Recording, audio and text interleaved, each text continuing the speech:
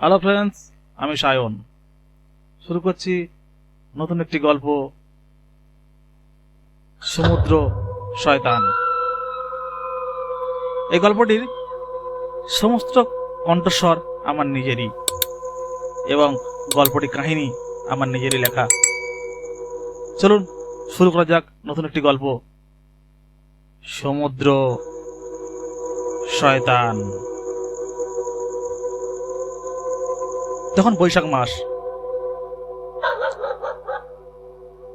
ডাবু থেকে কাঁটামারি জঙ্গলের গ্রাম। এই গ্রামে একমাত্র যাতায়াতের পথ ছিল স্টিমার বা ভুটভুটি। এতেই করে মানুষ পারাপার হতো এবং বেশ কিছু লঞ্চও ছিল যেগুলো মানুষকে পারাপার করত। তার মধ্যে আমি চালাতাম একটি লঞ্চ। আমি লঞ্চের সারাং মাত্র। বাড়িতে অভাব, বাড়ি বলতে বৃদ্ধ বাবা মা। তখন সবে বৈশাখ মাস পড়েছে, আকাশের মুখটা বেশ গম্ভীর, কখনো কখনো ঝড়ও ওঠে। সেদিনকার ছিল আমার নাইট ডিউটি। সন্ধ্যার পরেই আমার ডিউটি শুরু হবে এবং সেই ডিউটিতে আমি যাব, সারা রাত স্টিমার চালাবো, মানুষকে পারাপার করব। সকালে আমার ছুটি, আবার সারাদিন রেস্ট। বিকালের দিকে টিপটিপ করে দু এক ফোঁটা বৃষ্টি পড়তে শুরু করলো। আকাশ কালো অন্ধকারে ঢেকে গেল। বাড়ি থেকে আমার বাবা রমেনবাবু বেরিয়ে বললেন, দেখ দেখ অতুল, তুই এই ওয়েদারটা খুব খারাপ জানিস, আকাশের পরিবেশটাও ভালো লাগছে না। আর অত বড় একটা বড় সমুদ্র, আর সমুদ্রের পাশে ওই যে কাঁটামারি জঙ্গলটা খুব পুরনো, এবং শুনেছি ওই জঙ্গলের মধ্যে কেউ যদি ঢুকে পড়ে বা কোনোভাবে যায় সে আর ফিরে বাড়ি আসে না। তুই এক কাজ কর, আজকের আর তোর গিয়ে কাজ নেই, তুই বাড়িতে থেকেই যা। প্রাইভেট মাও বলতে শুরু করলো, দেখ দেখ দেখ অতুল, তুই এই বৃষ্টির মধ্যে আর যাস না বাবা। বৃষ্টির মধ্যে আর আকাশটাও তো খুব কালো মেঘে ঢেকেছে, আর তোর বাবাও যখন তোকে পই পই করে বারণ করছে, তুই আর এই বৃষ্টির মধ্যে যাস না বাবা, আজকে থেকেই যা।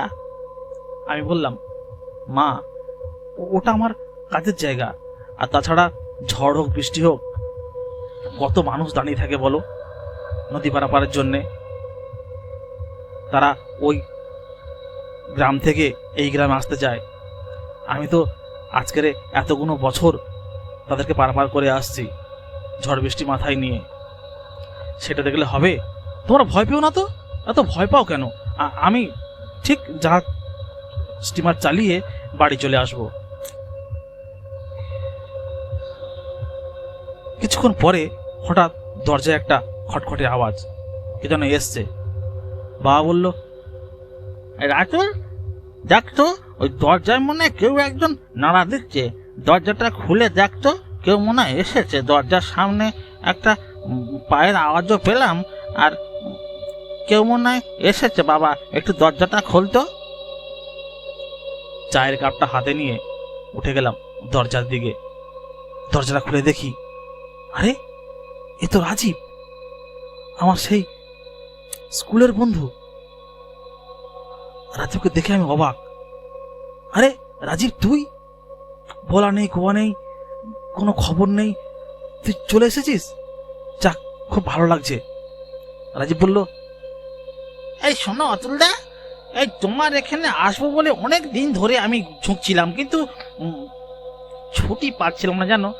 আমার কতদিনের ইচ্ছা তোমার স্টিমারে বসবো, একটু তোমার স্টিমার চালানো দেখবো, আর নদীটাও ঘোরা হয়ে যাবে। এই বড় সমুদ্র নদী আমি অনেক দিন ঘুরিনি। শহরে থেকে থেকে গাড়ি ঘোড়ার আওয়াজে মনটা কেমন যেন একটা বিচলিত হয়, ভালো লাগে না জানো। সে ঠিক আছে, বস বস। মা, আমার একটা বন্ধু এসছে, রাজীব। একটু চা দাও না। ঘরের ভেতর থেকে মা এক কাপ চা এসে বলল, এনে বাবা, তুই একটু চা খেয়ে নে। আর শোন না, তোর নামটা কি রাজীব শুনলাম। এই রাজীব, একটু বোঝা না, আজকের ওয়েদারটা ভালো না, আকাশটাও মেঘলা। ওর বাবা বারণ করছিল জাহাজে যেতে, তবু দেখ ও কেমন জোর করছে। মাসিমা আপনি কিছু ভাববেন না, ও ওয়েদার খারাপ ভালো কখন একটু মেঘ করে কখন কেটে যায়, আর আমি এসছি কালকে চলে যাব, সেই মতো যাই ঘুরে আসি। দেখ বাবা, যেটা ভালো বুঝিস তোরা সেটা কর, আমার আর ভালো লাগে না। পই পই করে বলি, বাবা তুই একটা বিয়ে থাক কর, একটা বৌমা আসুক ঘরে। মা তুমি আবার শুরু করলে, সেই সব কথা। হবে হবে, বৌমা অনেক বাকি আছে, এখন এক্ষুনি বিয়ে করার কি দরকার আছে, এখন নিজের পায়ে দাঁড়ায়, এই হবে সংসার। হ্যাঁ রাজীব, সন্ধ্যা হয়ে আসছে, চল বেরিয়ে পড়ি। আমার আবার 8টা একটা টিপ আছে, যেটাকে নিয়ে ডাবু থেকে আমাকে কাঁটামারির জঙ্গলে যেতে হবে। সেই মতো আমি আর রাজীব বেরিয়ে পড়লাম, ডিউটি জয়েন করলাম। জাহাজের সারাং হয়ে বসলাম স্টিয়ারিং এ।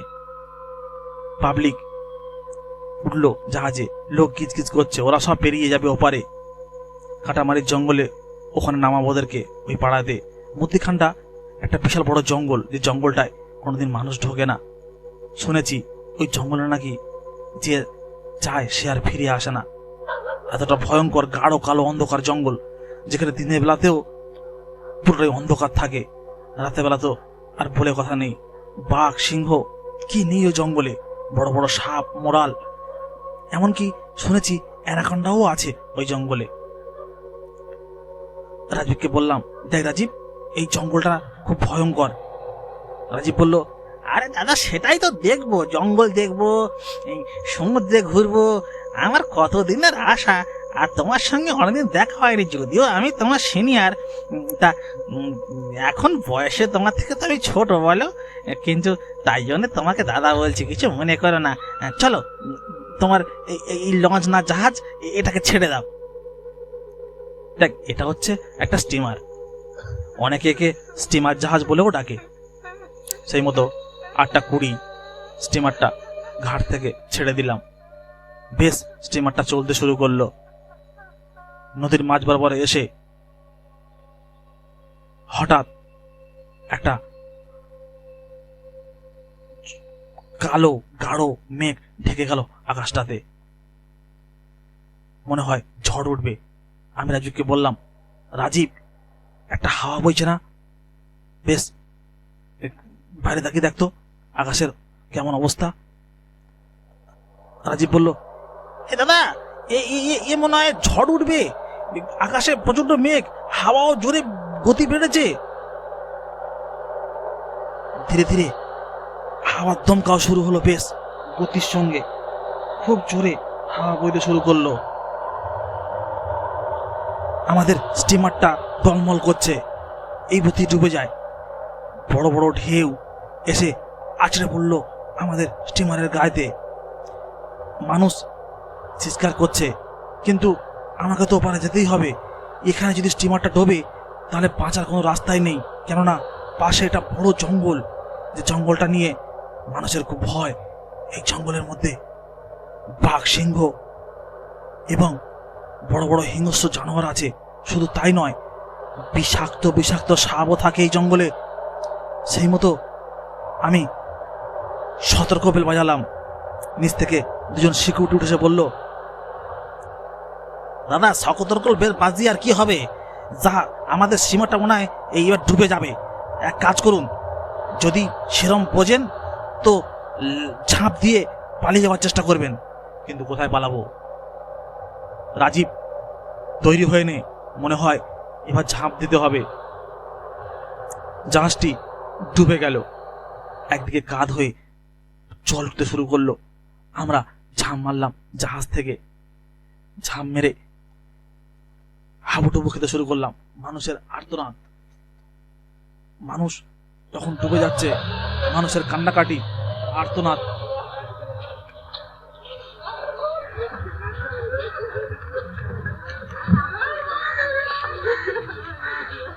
বাঁচার জন্য প্রাণপণ লড়াই করছে মানুষ ওই জলের মধ্যে। আকাশ থেকে বেশ কিছু বুনো পাখি উঠে যাচ্ছে। কেউ কেউ বলছে, ভয় পাস না, আমরা তো আছি, কিন্তু কে কাকে বাঁচাবে। উফ, কি ভয়ঙ্কর সে পরিবেশ! গাঢ় অন্ধকার, রাতের মধ্যে মানুষের কান্নার আওয়াজ, চিৎকার। এই শুনতে শুনতে আমরা দুজন সাঁতারতে শুরু করলাম। উঠলাম সেই গাঢ় কালো জঙ্গলে। এই গাঢ় কালো জঙ্গলে উঠে দেখলাম না, আশেপাশে আর কেউ নেই, আমরা দুজন মাত্র। কিন্তু এই অন্ধকারের মধ্যে, এই জঙ্গলে কোথায় যাব, কিভাবে বাঁচবো আমরা? রাজীব তো ভয়ে জড়সড় হয়ে কাঁদতেই শুরু করলো। রাজীব বলতে লাগলো, দাদা দাদা, এখন এই জঙ্গল থেকে কি করে বেরোবো? আর আর আমি যাব কোথায়? আমি শহর থেকে এসেছিলাম একটু ঘুরতে বেড়াতে, কিন্তু যাবো কোথায়? ওই দেখুন, জঙ্গলের মধ্যে মনে একটা পশু ডাকছে। আমি বললাম, চুপ কর, কোনো আওয়াজ করিস না। ওটা একটা বন্য হিংস্র কুকুরের গলার আওয়াজ পেলাম। চুপ কর, কিছু বলিস না, দেখি কি করা যায়। চল, আমরা একটা বড় গাছে উঠে পড়ি। আমি আর রাজীব একটা বড় গাছে উঠে পড়লাম। চারিদিকে ঘুটঘুটে অন্ধকার, আকাশ ঢেকে গেছে মেঘে, আর ঝড়েরও গতি তখন বেশ আছে। হঠাৎ দেখি একজন 6 থেকে 7 ফুট লম্বা লোক, সে এসে কি যেন খুঁজছে। কালো অন্ধকারের মধ্যে দেখতে পেলাম সে তবু একটা গায়ে তার কোনো বস্ত্রই নেই।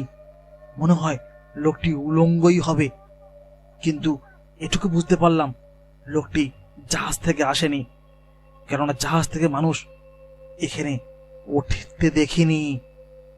লোকটি এদিক ওদিক তাকাতে তাকাতে আমাদের গাছটির গোড়ায় এলো, কি যেন একটা খুঁজছিল। ওপর থেকে আওয়াজ দিলাম, দাদা, আপনি কি জঙ্গলে থাকেন? এই সমুদ্রের কাছে কি থাকেন? আমরা জাহাজ ডুবে গেছে, আমি আমার বন্ধু এই গাছে উঠে পড়েছি, আপনি কি আমাদের প্রাণ বাঁচাতে পারবেন? লোকটি হাত দিয়ে ইশারা করলো। গাঢ় অন্ধকারের মধ্যে আমরা স্পষ্টভাবে দেখতে পেলাম লোকটি যেন আমাদেরকে নিচের দিকে ডাকছে। নিচে নেমে এলাম আমি আর রাজীব। এসে দেখি লোকটি আমাদের দুজনের দুটো হাত ধরে টানতে টানতে ভেতর দিকে নিয়ে গেল। আমরা ভাবলাম লোকটি জঙ্গলে থাকার জন্যে হয়তো মুখের আওয়াজটা হারিয়ে ফেলেছে, কিন্তু হ্যাঁ, মানুষের কথাটা লোকটি বুঝতে পারে। সেই মতো ওই উলঙ্গ লোকটির সঙ্গে আমরা চলে গেলাম জঙ্গলের ভেতরে। জঙ্গলের ভেতরে দেখি একটা গাছপালা ভাঙা একটা পর্ণ কুঠির মতো। এই কুঠিরের মধ্যে বেশ কিছু পশু জন্তুর হাড়গোড় ঝোলানো, কয়েকটা মানুষের মাথার খুলির মধ্যে ঝোলানো। কি আশ্চর্য! এই লোকটি কি কোনো শিকার করে, না মানুষ মারা যাওয়ার পরে তাদের মাথার খুলিগুলো এখানে নিয়ে রাখে? অনেক প্রশ্ন মাথার মধ্যে ঘুরপাক খাচ্ছিল ততক্ষণে। ধীরে ধীরে সকাল হয়ে এলো। এখন দেখলাম লোকটি একটা মাটির কুঁজো নিয়ে কোথায় যেন চলে গেল, আর আমার দুজনকে লতা পাতা দিয়ে ভালো করে একটা গাছের সঙ্গে বেঁধে রেখে দিয়ে চলে গেল। এত করে ইশারা করলাম, বললাম আমাদেরকে সমুদ্রের পাশে যেতে দাও, ওখান থেকে আমরা কোনো জাহাজ গেলে আমরা ইশারা করব বা সংকেত ভেজবো, তাহলে জাহাজটি আমাদের উদ্ধার করবে। লোকটি কোনো কথায় কান দিল না। লোকটা চলে গেল একটা মাটির কুঁজো নিয়ে জঙ্গলের মধ্যে। কিছুক্ষণ পরে দেখলাম কুঁজো ভর্তি করে এক কুঁজো দুধ নিয়ে এসেছে। মনে একটু আনন্দ হলো। সারা রাত তো কিছু খাইনি, মনে হয় লোকটি আমাদের খেতে দেবে কিছু। কিন্তু এ কি, লোকটির শুধু দুধ নয়, কাঁধে করে একটা ছাগলও নিয়ে এসেছে, বন্য ছাগল। সেটাকেও মেরে নিয়ে এসেছে ও। ছাগলটি মোরা কাঁধের উপর লটিয়ে পড়ে আছে। লোকটি ওই পণ্য কুটিরের মধ্যে বেশ কিছু কাঠ এক জায়গায় করে আর একটা বড় কোনো মাটির পাত্র দেখলাম বের করলো, করে ওই দুধটা ঢেলে দিয়ে আর আগুন ধরিয়ে দিল পাথরে ঘষে, দিয়ে দুধটাকে ফোটাতে লাগলো। কিছুক্ষণ পরে লোকটি ওই ছাগলটিকে দুধের মধ্যে ফেলে দিল। ফেলে দেওয়ার পরে হাড়গোড়গুলো বেছে বেছে তুলতে শুরু করলো, তুলে আবার এক ধারে রেখে আর মাংসগুলো একটা লাঠি দিয়ে বের করে খেতে শুরু করলো লোকটি। কি ভয়ানক! দাঁতগুলো যেন কালো পিচের মতো। ওই কাঁচা মাংসগুলো আর সেদ্ধ মাংস তাহলে লোকটা খাচ্ছে আর আমাদের দিকে আড়ে আড়ে তাকাচ্ছে। আমি বলতে শুরু করলাম, আরে ভাই, আমাদের ছেড়ে দিন, আমরা বাড়ি ফিরে যাব। লোকটি একটা গোগানা সুরে আওয়াজ দিল, তোদেরকে ছেড়ে দেব বলে এখানে এনেছি। এরপরে এরপরে সন্ধ্যার সময় আবার দুধ নিয়ে আসব। সেই দুধ ফুটিয়ে তোদেরকে মেরে তারপরে তার মধ্যে ফেলে দেব। তোদের যখন হাড় থেকে মাংসগুলো আলাদা হয়ে যাবে, তখন সেটাই হবে আমার আমার খাবার।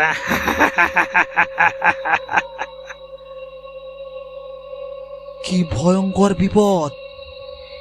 এই কথাটা শোনার পরে হাত পা যেন আড়ষ্ট হয়ে গেল। রাজীব তো শুনেই মাত্র অজ্ঞান। এই রাজীব, রাজীব! রাজীবের কোনো সাড়া নেই, ও পুরো অজ্ঞান হয়ে গেছে শুনে। কি সর্বনাশ! আমরা আবার কি করে ফিরবো? এ তো আমাদেরকে জ্যান্ত সেদ্ধ করে আমাদের মাংসগুলো খেয়ে আমাদেরকে হত্যা করবে। ভয়েতে আমার প্রাণ অষ্টাগত।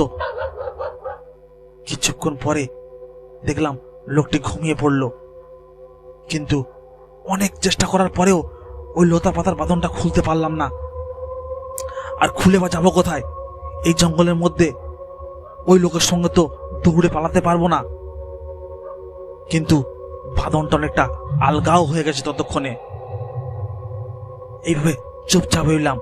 সন্ধ্যার দিকে লোকটি আবার খোঁজরা নিয়ে বেরিয়ে পড়ল দুধের জন্যে। জানি না লোকটি কোথা থেকে দুধ জোগাড় করে, হয়তো কোনো বন্য মোষ বা বনের গাই থেকে ও দুধ নিয়ে আসে। সেই সময় রাজীবকে কানে দুটো চড় মারলাম সপাটে।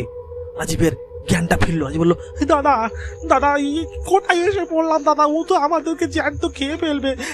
আমাকে বাঁচান দাদা, আমাকে বাঁচান। চুপ! একদম কাঁদবি না, বিপদের সময় এত কাঁদতে নেই। লোকটি চলে গেছে, এইবার জোর লাগা। কোনোরকম জোর লাগিয়ে আমার বাঁধনটা খুললাম। খুলে রাজীব বাঁধনটা খুলেও দিলাম। রাজীবকে বললাম, চল, এইভাবে আমরা সমুদ্র কটে যাই। লোকটি আসার আগে আমাদের এই জঙ্গল ছাড়তে হবে। এই বলে আমি আর ওই রাজীব কোনো রকম সারা রাত না খেয়ে, সারাদিন না খেয়ে, গায়ে একটু শক্তিও ছিল না, কিন্তু অনেক কষ্টে বুকে হেঁটে কোনো রকম জঙ্গলটা ছেড়ে নদীর কিনারায় এলাম। ওই নদীর কিনারে আসার পরে দেখি সে কিনারার বেশ কিছু দূর থেকে একটি নৌকো বোঝাই জাহাজ যাচ্ছে, যে জাহাজে মাল বোঝাই। জাহাজটিকে আমরা গায়ের জামাটা খুলে একটা লাঠি ভেঙে ইশারা করতে শুরু করলাম। বিপদ সংকেত দিলাম জাহাজটিকে। জাহাজটি বুঝতে পারলো যে কেউ খুব বিপদে পড়েছে। জাহাজটি ধীরে ধীরে আমাদের কাছে এলো এবং আমাদেরকে উদ্ধার করে নিয়ে চলে এলো। তখন থেকে বুঝতে পারলাম যে শুধু সমুদ্রেতে কুমির, হাঙর, কামট এরা থাকে না। জঙ্গলেতে শুধু বাঘ, সিংহ আর বিষাক্ত সাপ থাকে না। এই সমুদ্রের পাশেও থাকে সমুদ্র শয়তান, যার প্রমাণ আমরা হাড়ে হাড়ে টের পেয়েছি। অনেক কষ্টে নিজের জীবনটা ফিরে বাড়িতে নিয়ে এসেছি। সেখান থেকে বুঝতে পারলাম যে বাবা মা যদি কোনো কাজে বারণ করে, সেটা শোনা আবশ্যক এবং শোনা উচিত। হ্যালো ফ্রেন্ডস, আমি সায়ন। যদি গল্পটি ভালো লেগে থাকে তো শেয়ার করবেন। গল্পটি সম্পূর্ণ আমার লেখা এবং আমার কণ্ঠ। নমস্কার, ধন্যবাদ।